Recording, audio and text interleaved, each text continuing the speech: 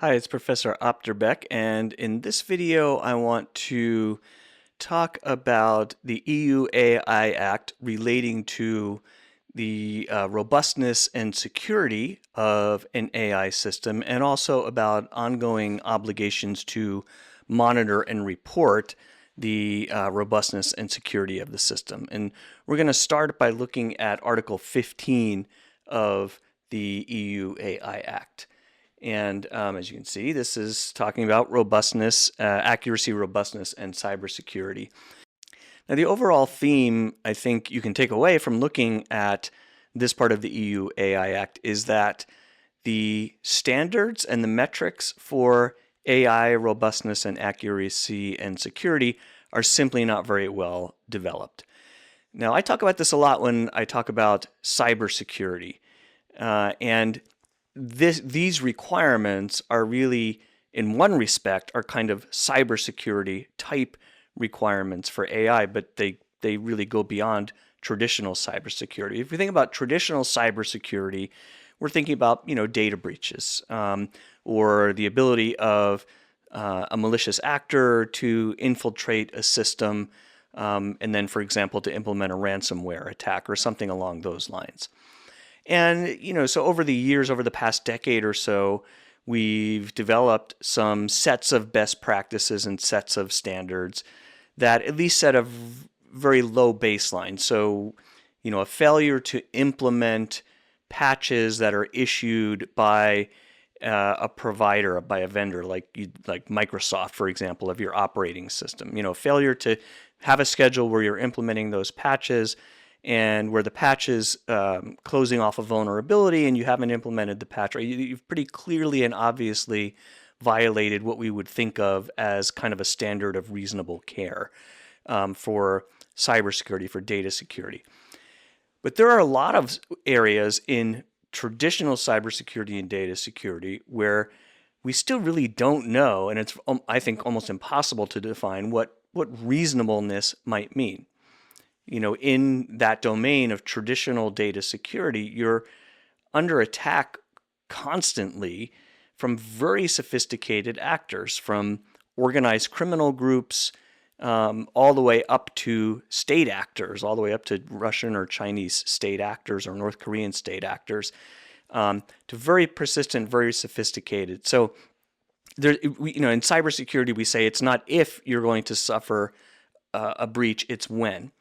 And so you're trying to do the best you can to prevent a breach from happening, but you're also trying to do the best you can to be prepared to quickly and effectively remediate when a breach happens.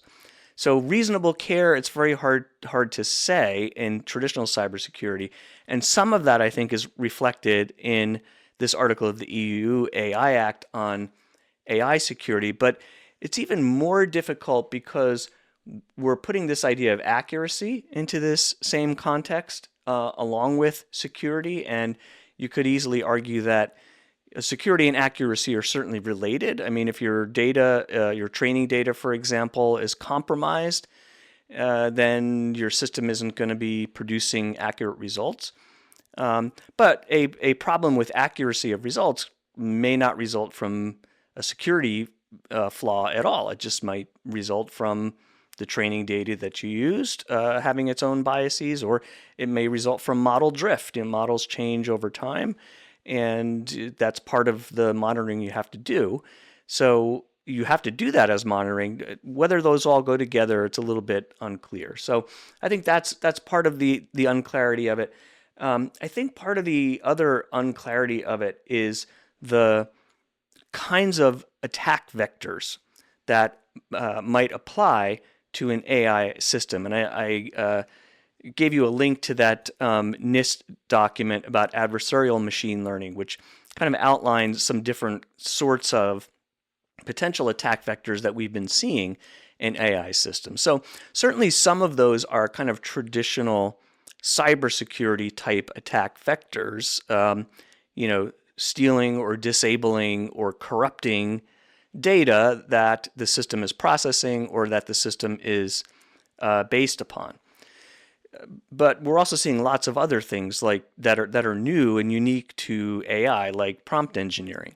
what kind of standard is the Act giving us? Really not much at all. Appropriate. I mean, what is appropriate supposed to mean? Part of what appropriate is meaning is stated here later in the Act, appropriate to the relevant circumstances and the risks.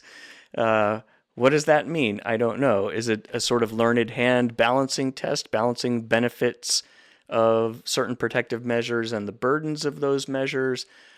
Is it actually a little bit broader than that? Because the whole framework of the AI Act is not simply a kind of balancing test, but it's about these fundamental values that we looked at a few weeks ago of beneficial use and human control and things like that. So I don't think anybody really fully knows what this is actually supposed to mean. And if you notice, the statute, the Act is referring to metrics, right? Relevant accuracy metrics. And this will go back into the overall framing of the Act in terms of kind of by design principles. And we've already seen when we've talked about, for example, fairness, this idea of by design.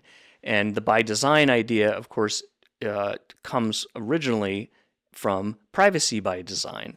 So in the privacy space, we want to design the product to protect privacy. And of course, privacy by design has roots in other engineering principles about safety. We want to engineer an automobile to be reasonably safe, right? Things like that.